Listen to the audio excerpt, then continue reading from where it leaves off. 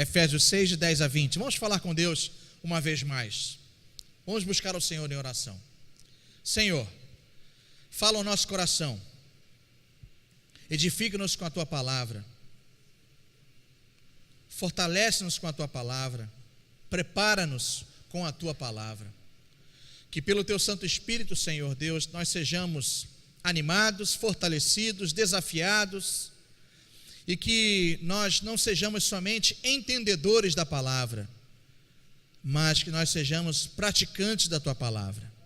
E assim seremos comparados ao homem que construiu a casa sobre a rocha. E as tempestades, quando vierem e quando vieram, o tempo mau, quando surgiu, deu com ímpeto contra aquela casa, mas ela permaneceu de pé, porque estava edificada no entendimento vivido na prática. Que assim seja conosco. Essa é a nossa oração feita no nome de Jesus. Amém. Efésios 6, de 10 a 20, diz assim a palavra de Deus: quanto ao mais, sede fortalecidos no Senhor e na força do seu poder. Revesti-vos de toda a armadura de Deus para poder ficar firmes contra as ciladas do diabo. Porque a nossa luta não é contra o sangue e a carne, e sim contra os principados e potestades, contra os dominadores deste mundo tenebroso, contra as forças espirituais do mal nas regiões celestes. Portanto, tomai toda a armadura de Deus, para que possais resistir no dia mau, e depois de ter vencido tudo, permanecer inabaláveis. Estai, pois, firmes, cingindo-vos com a verdade, e vestindo-vos da couraça da justiça. Calçai os pés com a preparação do evangelho da paz, embraçando sempre o escudo da fé, com o qual podereis apagar todos os dardos inflamados do maligno. Tomai também o capacete da salvação e a espada do Espírito, que é a palavra de Deus. Com toda oração e súplica, orando em todo o tempo no Espírito, e para isto, vigiando com toda perseverança e súplica por todos os santos. E também por mim, para que me seja dada no abrir da minha boca a palavra, para com intrepidez fazer conhecido o mistério do Evangelho, pelo qual sou embaixador em cadeias, para que em Cristo eu seja ousado para falar, como me cumpre fazê-lo, graças a Deus pela leitura da sua palavra. Louvado seja o nome do nosso Senhor e Salvador Jesus Cristo. Nós gostaríamos de falar sobre um tema que, talvez por excesso de zelo, ele não seja muito tratado no nosso meio. Nós gostaríamos de falar sobre o tema da batalha espiritual. Batalha espiritual. Se você acha que isso é coisa de pentecostal, que é coisa de neopentecostal, meus irmãos, em primeiro lugar, não percamos tempo com digressões e com pensamentos dividindo alas na vida da igreja. Em segundo lugar, batalha espiritual é uma realidade de todo aquele que nasceu de novo. Portanto, é sua realidade e é minha também. Batalha espiritual é algo que todo aquele que verdadeiramente nasceu de novo vai experimentar, vez por hora na sua vida, na sua caminhada, na sua jornada, vai enfrentar este assunto, vai lidar com ele. E nós gostaríamos de tecer algumas considerações aqui nesta manhã. Existem dois grandes erros quanto à realidade desse assunto. E esses dois erros nos levam à perda da batalha, nos leva a perder essa batalha chamada espiritual. O primeiro grande erro é achar que estas realidades aqui, levantadas pelo apóstolo Paulo, citadas pelo apóstolo Paulo e sobre tantos outros homens de Deus, que não existem, que são coisas de mente e de uma cosmovisão de uma época passada, onde deuses e demônios existiam, e segundo a cosmovisão daquele mundo, daquele povo, eles criam que as coisas aconteciam desta forma, mas hoje não. Hoje nós vivemos na pós-modernidade, Nós sabemos que não existem anjos, não existem demônios, e que tudo aqui deve ser interpretado à luz quase que filosófica das verdades que estão sendo exaradas pela palavra de Deus, apresentadas pela palavra de Deus, reveladas pela palavra de Deus. E esse é um erro crasso. João Calvino diz que aquele que não crê na realidade espiritual, não crê em Satanás, não crê na sua existência, ok? Não crê na existência do inimigo, já está em suas mãos. E portanto o inimigo com este não tem trabalho, porque ele desconsidera a sua existência, desconsidera o seu trabalho, desconsidera os seus ardis, desconsidera a sua astúcia.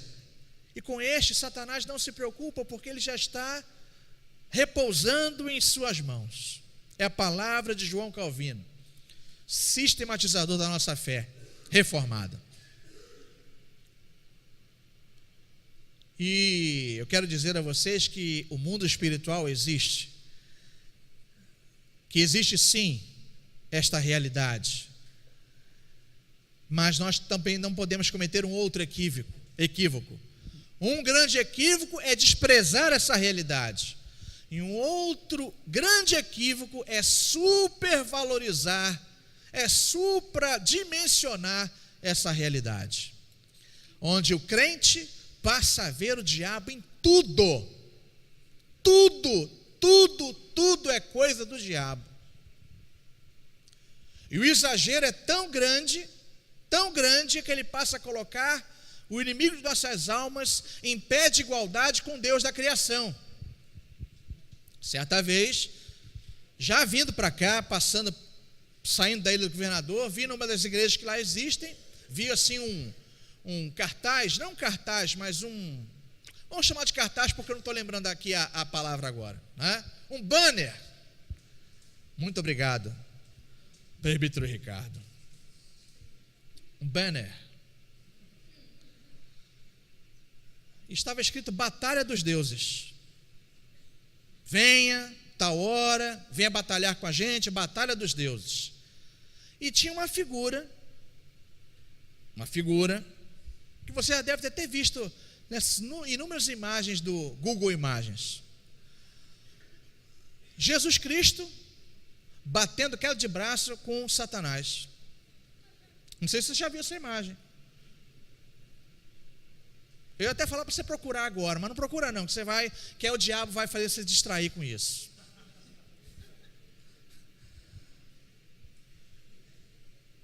Deus e o diabo na terra do sol, segundo Glauber Rocha. Em pé de igualdade, duelo dos deuses. Meus irmãos, isto é sair completamente fora da realidade da palavra de Deus, supervalorizar, superdimensionar uma realidade, porque o diabo existe, mas ele não passa de um servo rebelado, e mesmo rebelado, quando Deus quer, até o diabo cumpre a sua vontade. Isso que eu estou falando não é heresia. Olha a história de Jó, e vê se na verdade o inimigo não se prestou um papel debaixo da grande soberania de Deus. É um negócio às vezes meio complicado da gente entender, mas o diabo não passa de um servo rebelado que está condenado ao inferno naquele grande dia, na volta do Senhor Jesus. Ele, os seus anjos e aqueles que o servem e o adoram, caso não mudem, seus servos, caso não mudem de conduta, os anjos caídos já estão decretados, a sua morte eterna já está decretada, o seu sofrimento eterno já está decretado, e contra isso não tem contra-decreto. Mas gente a quem a gente prega a palavra e anuncia, que a gente ora para que o Espírito Santo faça morada nesse coração e abra os olhos. Por isso nós oramos, para isso nós pregamos a palavra, para isso nós lutamos, semeando a boa semente do Evangelho. Existem esses dois equívocos que nós não podemos cometer. E aí sim nós vamos realmente sofrer nessa batalha, que mesmo tendo conhecimento, ela já é uma batalha dura e é uma batalha sofrida. Eu queria pontuar algumas coisas em relação ao inimigo de nossas almas, que não tem medo de a gente falar o nome que a Bíblia dá, Satanás, não tem problema falar. Ah, fala não, pastor, não fala esse nome não, é igual doença ruim. No interior tem aquela coisa de doença ruim. Não, aquela doença. Não fala o nome não, aquela. Pô, matou fulano. Eu tive em Minas agora há pouco tempo, e aí eu soube que uma pessoa muito querida, né, faleceu. Aí a pessoa que me contou, falou, doeu, ela adoeceu e morreu 2 anos. Ela pegou um baita e morreu. Mas não falou o nome da doença. Pegou um baita. Irmãos, a Bíblia fala do inimigo, o nome dele dado pela palavra é o adversário, é Satanás, é o diabo ou diabolos, aquele que foi lançado para fora de uma realidade. Nós temos poucas informações dele na Bíblia, mas as que nós temos já são suficientes. Nós queremos que você conheça Jesus. Uma vez perguntaram para mim, sobre diabo e tal. Olha só, Jesus até conheço um pouquinho. Diabo, eu não gasto muito tempo tentando conhecer, não. O que está na Bíblia já basta. E as informações que estão aqui nesse texto também nos bastam para dizer que esse inimigo, em primeiro lugar, ele é poderoso. Ele é um inimigo poderoso. Se assim não fosse, o apóstolo Paulo não diria no versículo 11 o seguinte: revestivos de toda a armadura de Deus para poder ficar firmes contra as ciladas do diabo. Ele é poderoso. Nós temos de tomar toda a armadura espiritual de Deus para lutarmos contra esse inimigo que é sim poderoso. Ele é poderoso. Segundo lugar, esse inimigo, ele é persistente. Versículo 13, portanto, tomai de novo para que possais resistir no dia mau, e olha só, e depois podem ler, terdes vencido tudo o quê? Todos os ataques persistentes, todas as investidas, todas as tentativas. Primeiro é para a gente tomar toda a armadura. E segundo, a gente tem que entender que ele é persistente. Porque a gente vai resistir no dia mau e depois de ter vencido tudo, toda a sorte de ataques à nossa vida, à vida da nossa família, à vida dos nossos. Se lembra da história de José lá no Egito? Que aí, a gente não vai contar tudo, mas ele foi vendido pelos irmãos por uma caravana de ismaelitas. Os ismaelitas venderam ele para Potifar, e aí ele virou mordomo de Potifar. E aí ele era um bom mordomo, tanto que Potifar confiou tudo às mãos dele, porque tudo que ele fazia, Deus fazia ele o quê? Prosperar, tá ok? A mulher de Potifar se interessou por José, camarada jovem, sarado, bonitão. Fala, Nuno, agora que eu te vi aqui, rapaz, tudo bem? Tudo certo. Muito bom. Aí, essa mulher, diz o texto lá em Gênesis, vai procurar seduzi-lo todos os dias, fazer várias investidas. Ele não caía, estava firme com Deus. Não estou falando que a mulher é o diabo. Eu estou dizendo que qualquer pessoa pode se servir de cavalo de Satanás. Infelizmente, essa é a verdade. Não pode estar nem possuída, mas pode ser um instrumento de Satanás na sua vida para fazer com que você erre o alvo. E foi o caso da mulher de Potifar em relação a José. Tanto dia que ele sempre resistia às investidas, resistia, aonde ela avançou para cima dele, rasgou a roupa lá, tentou tomá-lo de qualquer forma, ele fugiu. E o restante da história, creio que a maioria de nós conhece. Senhor Jesus. E a gente lembra de uma terceira realidade: ele é poderoso, ele é persistente. Em terceiro lugar, o inimigo de nossas almas, ele é estratégico e ele tem sabedoria, porque diz o versículo 11 que a gente tem que ficar firmes contra as ciladas do diabo.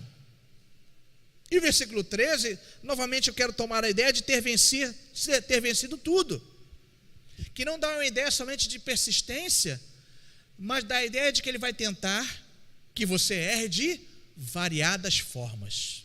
De variadas formas. Depois de ter vencido tudo, não só a persistência, mas diversos tipos de estratégias e tentativas. O Senhor Jesus vai jejuar no deserto logo depois de ter sido batizado pelo Espírito Santo. Ele vai ser levado ao deserto para ser tentado pelo diabo. Quando é, se vocês se lembram, quando é que o inimigo de nossas almas surge?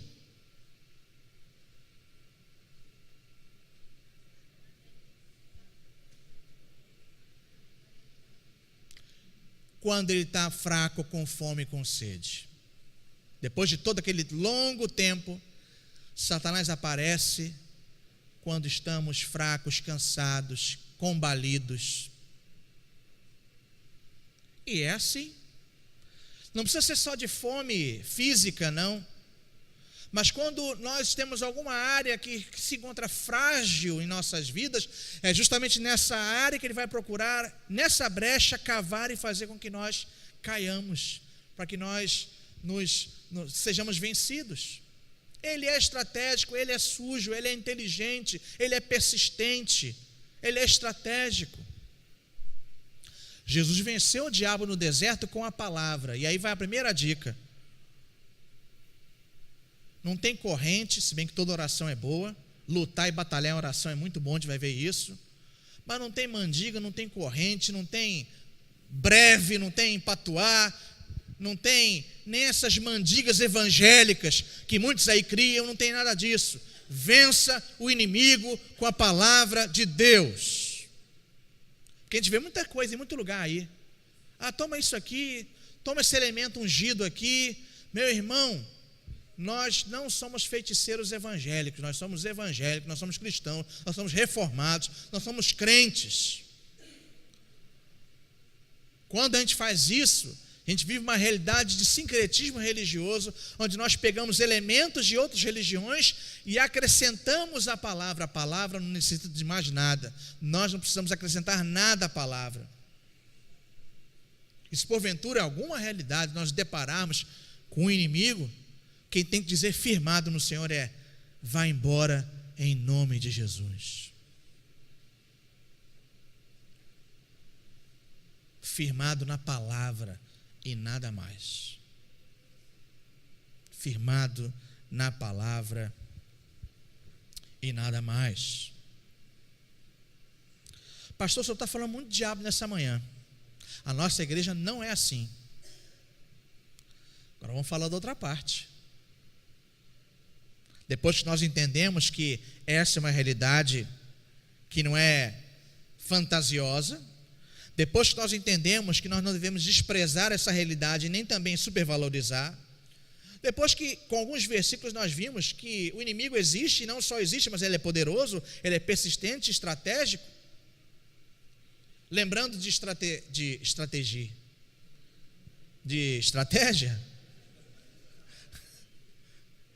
lembrando, a palavra de Deus diz que logo depois de ele ter tentado o Senhor Jesus no deserto, vai dizer que ele vai voltar em ocasião oportuna. Jesus está lá no Getsemane, prestes a ser traído por um dos seus, e ele é tentado a não cumprir a ordem do Pai. Se possível, passa de mim esse cálice, mas seja feita a tua vontade. Na cruz do Calvário, ele estava ali preso, se permitindo. Ninguém prendeu a Jesus. Diversas pessoas, diversas gente tentaram prender o Senhor, e ele fugiu de todas as investidas. Ele se entregou, irmãos. Ele se entregou. E quando estava lá na cruz do Calvário, muitas vozes, muita gente passou ali em volta e disse: se és filho de Deus, salva-te a ti mesmo. Você acha que ele não poderia fazer isso? Sim ou não? Desce daí, salva-te a ti mesmo. Quem vocês acham que o inimigo de nossas almas estava se servindo? Daquelas pessoas. para tentá-lo.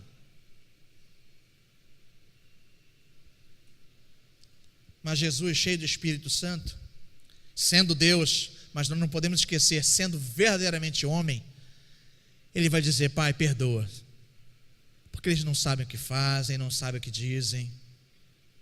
Perdoa, Senhor.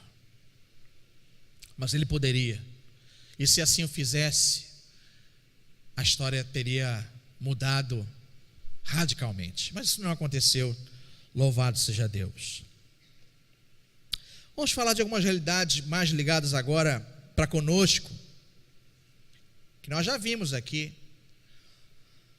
Para nós entrarmos nessa batalha, a gente tem que tomar, como já vimos, toda a armadura. Essa expressão aparece no versículo 11 e aparece no versículo 13. Toda a armadura, não é uma parte, não são 2 ou 3 utensílios. Nós temos que tomar toda a armadura, toda a armadura. E quais são esses elementos? São citados aqui. E nós não vamos explicar cada um deles. Se você quer conhecer, e se você quer estar mais inteirado desse assunto, nós temos os nossos times de casa, que estão entrando justamente nesse momento, neste assunto, com lições preparadas neste assunto. E aí você vai poder ali esmiuçar mais essa pedra, quebrar mais esse assunto e ficar mais dentro desse assunto tremendamente importante. Nós temos aqui, nesta manhã, alguns líderes de time de casa. Será que poderiam ficar de pé? Os líderes de casa que estão aqui nesta manhã? Os líderes do time de casa? Olha aí. Dá uma olhada. São líderes de times de casa. Não estão todos aqui não, nós temos mais líderes. Você quer conhecer mais sobre esse assunto? Ligue para a nossa querida irmã Angelina, durante a semana, a partir da manhã, segunda-feira, ou então vê, e em breve nós vamos estar publicando também no nosso aplicativo, os locais de encontro. Pode sentar, irmãos, obrigado. Querem conhecer mais sobre esse assunto? Você tem esses doutores aí que vão orientar vocês. Eu não estou falando debochando não, eles se prepararam para falar sobre isso, estão estudando sobre isso, e a gente louva a Deus por essa iniciativa, louva a Deus. Nós temos que tomar toda a armadura. E quais são esses elementos da armadura? Estai, pois, firmes, cingindo-vos com a verdade. A gente pode chamar isso aqui de cinturão da verdade, cinto da verdade. Você lembra? Vem em filmes, de repente a roupa comprida, aí para você poder correr, você tem que o quê? Cingir, botar o cinto. Quando o apóstolo Pedro saiu da prisão, que o anjo foi lá, tocou, diz: calça sandálias e te cinge e me segue. Ou seja, para você andar de forma desimpedida, tá ok? Fica pensando aqui em cinturão da verdade, no cinto da Mulher Maravilha, que ela laça as pessoas e obriga a falar a verdade. É quase isso, né? Quem riu sabe. E ai daquele que sem querer encosta no cinto e vai ser a pessoa mais sincera do mundo. Vai falar a verdade, vai falar coisa que não é nem para falar. Mas vamos lá.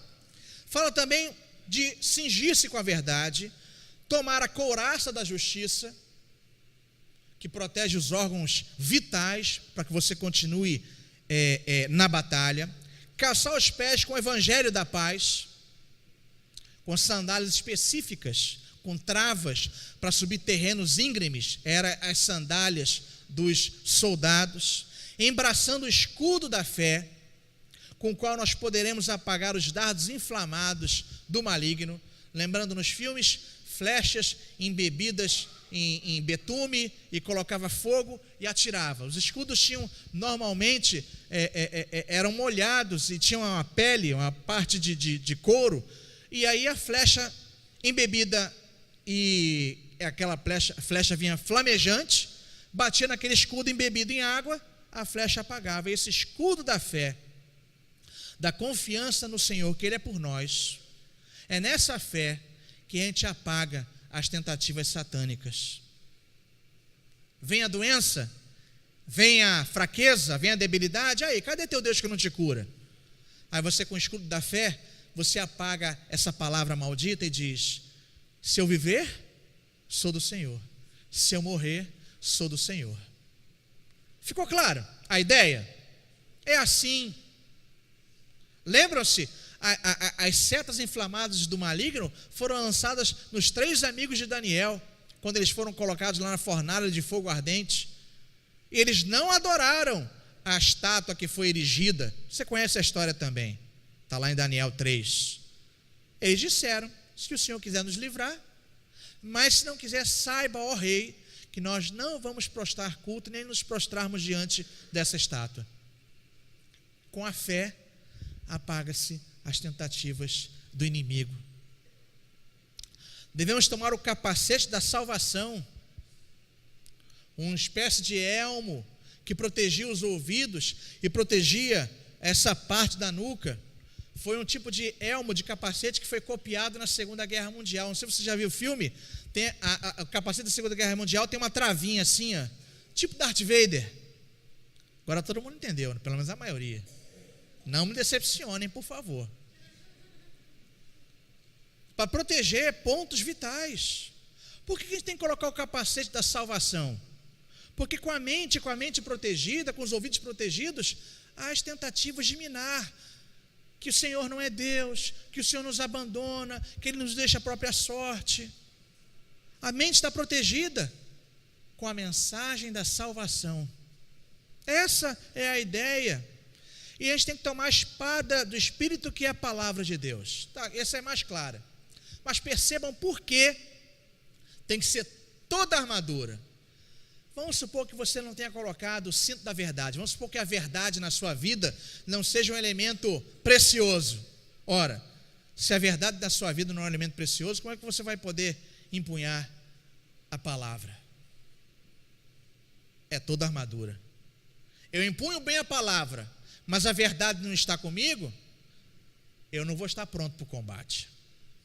Eu vou me encontrar desqualificado. Porque eu até prego bem, conheço os textos, mas a verdade não é o meu forte.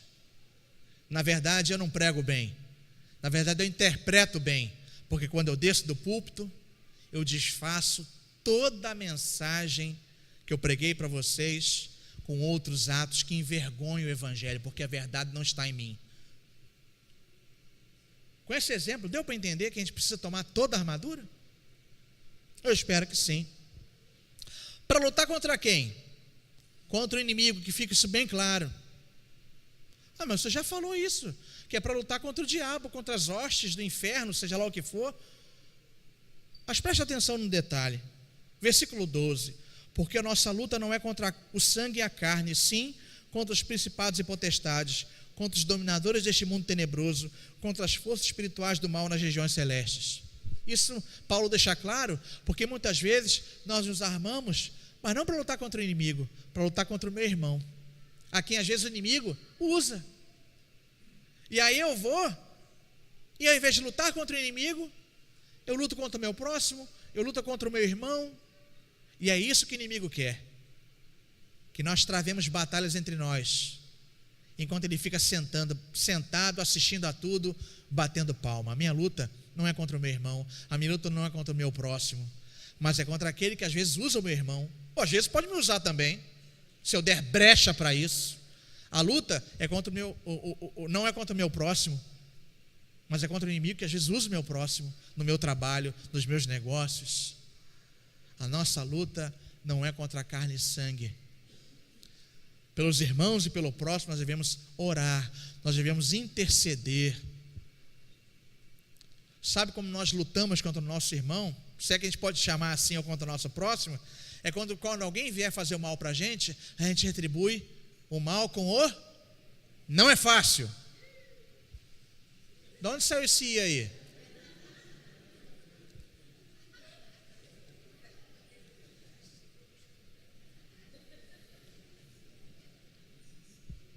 Pelo menos foi sincero.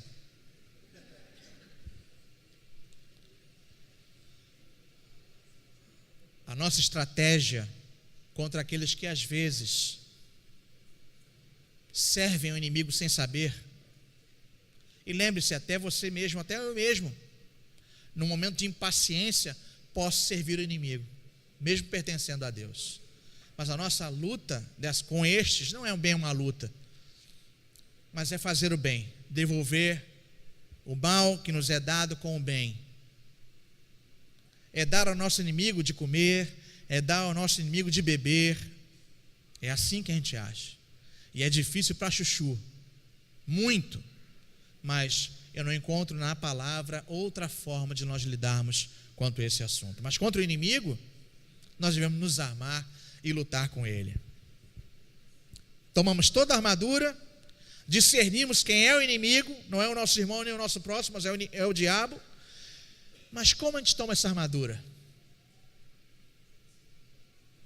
Versículo 18: com toda oração e súplica, orando em todo o tempo no Espírito, e para isto, vigiando com toda perseverança e súplica por todos os...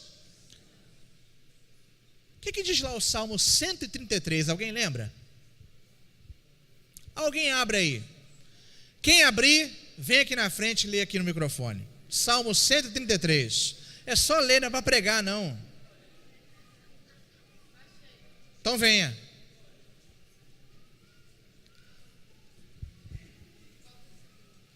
Diga aqui. Onde lê? Lê todo ele. Lê para mim aí. Como é bom e agradável quando os irmãos vivem em união, pois a união é preciosa como o óleo da unção, que era derramado sobre a cabeça de Arão e descia por sua barba até a bainha de suas vestes. É revigorante como o orvalho do monte Hermon, que desce sobre os montes de Sião.